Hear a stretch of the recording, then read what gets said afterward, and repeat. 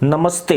मैं हूं सुरेश कुमार इकलवे और आप देख रहे हैं हिंदुस्तान न्यूज एंड टिप्स। जब किसी मुल्क की गैरत जागती है तो फिर वह बड़े से बड़े धुरंधर देश से भी टकरा जाता है। आज नेपाल इसका शानदार उदाहरण बन गया है। उसने अपने से कई गुना शक्तिशाली चीन से सीधे टकराकर साबित कर दिया है कि अब उसकी दादागिरी और प्रलोभन नेपाल पर चलने वाले नहीं है, बल्कि नेपाल उस नीति पर चलेगा जिसमें उसकी जनता का भला भी होगा और उसके राष्ट्र वजूद पर भी आंच न आएगी। कहने वाले इसे भारत की सह पर नेपाल का हृदय परिवर्तन कह रहे हैं, पर हकीकत यह भी है कि अगर गरीब देशों को अपने अस्तित्व की सुरक्षा करनी है तो उन्हें चीन के प्रभाव से बाहर निकलना ही पड़ेगा। अन्यथा श्रीलंका का असर आज पूरी दुनिया देख रही है, जो चीन के कर्ज जाल में फंसकर पूरी तरह बर्बाद हो गया है। नेपाल के नए प्रधानमंत्री शेर बहादुर देउबा ने अपने नाम को चरितार्थ करते हुए शेर जैसा ही हौसला दिखाया है। उन्होंने चीनी तानाशाह शी जिनपिंग के ड्रीम प्रोजेक्ट कहे जा रहे बेल्ट एंड रोड इनिशिएटिव यानी BRI को नेपाल में खत्म करने का फैसला कर लिया है। पिछले हफ्ते चीन और नेपाल के बीच BRI को साइन हुए 5 साल हुए थे। फरवरी 2018 को KP शर्मा ओली नेपाल के प्रधानमंत्री बने थे। कुछ महीनों बाद जून में वह चीन के दौरे पर गए थे, जहां प्रधानमंत्री ली केक्यांग के साथ मीटिंग के दौरान उन्होंने 35 प्रोजेक्ट की जानकारी दी थी जिन्हें नेपाल BRI के तहत बनाना चाहता था। आपको यह भी बता दें कि शी जिनपिंग BRI के तहत एशिया, यूरोप और अफ्रीका को सड़क एवं जल मार्ग से जोड़ना चाहते हैं, ताकि चीन का व्यापार पूरी दुनिया में फैल जाए और एक रूट होने के चलते चीनी सामान सबसे सस्ता बना रहे। इसके अलावा वह इसे एक रणनीतिक और आर्थिक हथियार बनाने के मंसूबे भी पाल रहे हैं।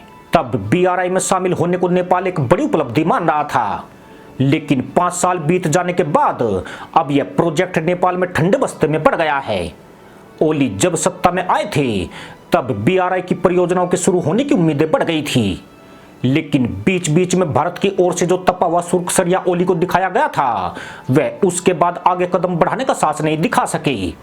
नतीजा यह हुआ कि नेपाल ने इसमें ज्यादा रुचि नहीं ली और परियोजनाओं की संख्या 35 से घटाकर 9 कर दी गई। यानी भारत ने जिस परियोजना पर भी आपत्ति जताई, नेपाल उससे किनारा करता चला गया।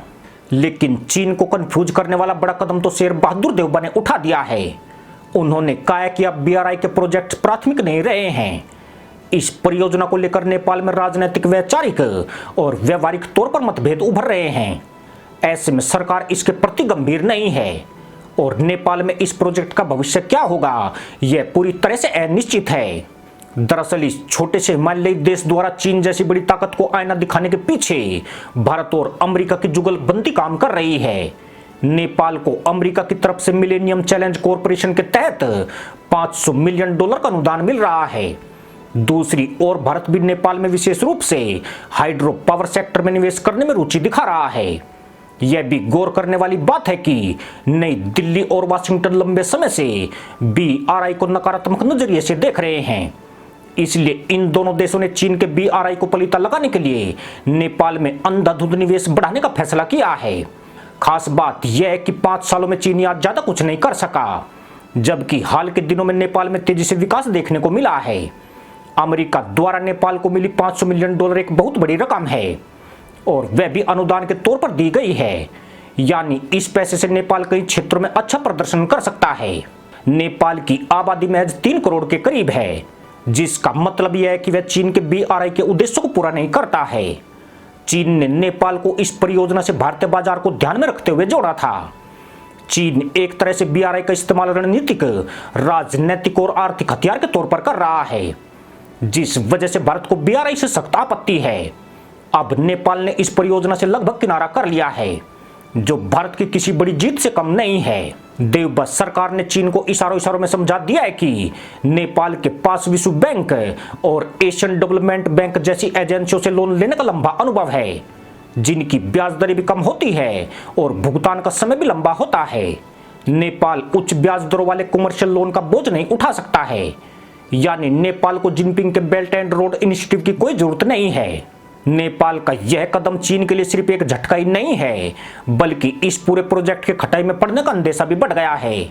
म्यांमार और बांग्लादेश भी BRI से बाहर होने की तैयारी कर रहे हैं। इसके अलावा अफ्रीका और यूरोपीय देशों में पहले ही BRI संदेह के घेरे में है। ऐसे में BRI के बंद होने का मतलब चीन को अरबों डॉलर की तगड़ी चोट मानी जा रही है, जिसका चीन की अर्थव्यवस्था पर बेहद बुरा असर पड़ेगा। 2000 अरब डॉलर की इस परियोजना पर चीन 450 अरब डॉलर से ज्यादा खर्च कर चुका है। इसलिए चीन अब सिर्फ रोएगा ही नहीं, वह तशरीफ भी पटकता नजर आएगा। इसी के साथ अनुमति दोस्तों, जय जवान जय किसान जय हिंद वंदे मातरम।